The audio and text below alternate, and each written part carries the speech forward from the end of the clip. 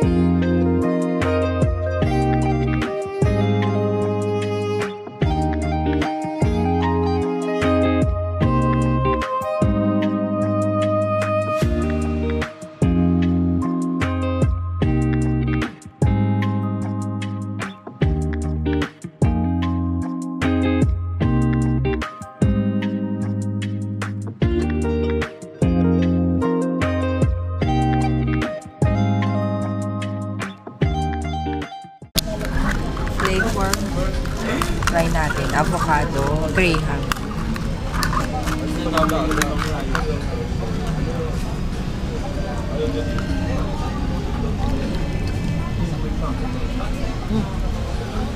Sarap. Lasang avocado talaga. Sa'yo? Ha? Sarap? Ano ba yan? Blue lemonade. Sarap? Sa'yo? Hindi. Okay. Ano yan? Okay lang. Blueberry. Sarap to ah.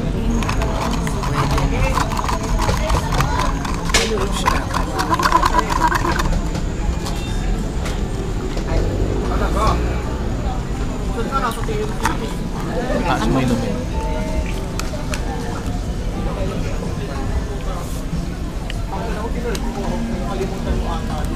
Maasim na. Maasim. Blueberry.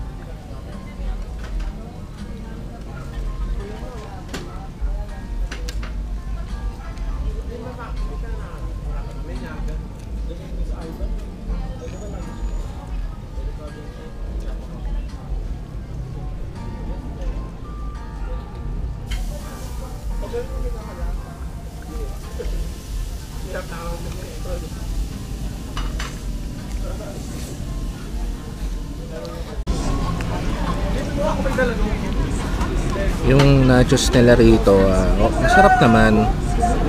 Pero wala lang siyang pork or beef na na giniling. Yun lang wala, pero okay lang, mura lang siya. Nasa 100 lang siya, 110 lang yata. Pero masarap naman.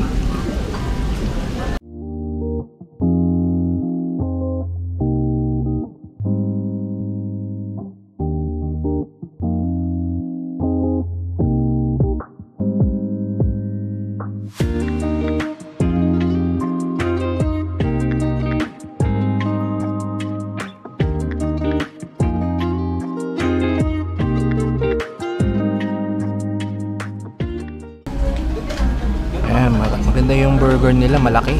Malaki yung burger. So, tikman natin kung masarap siya.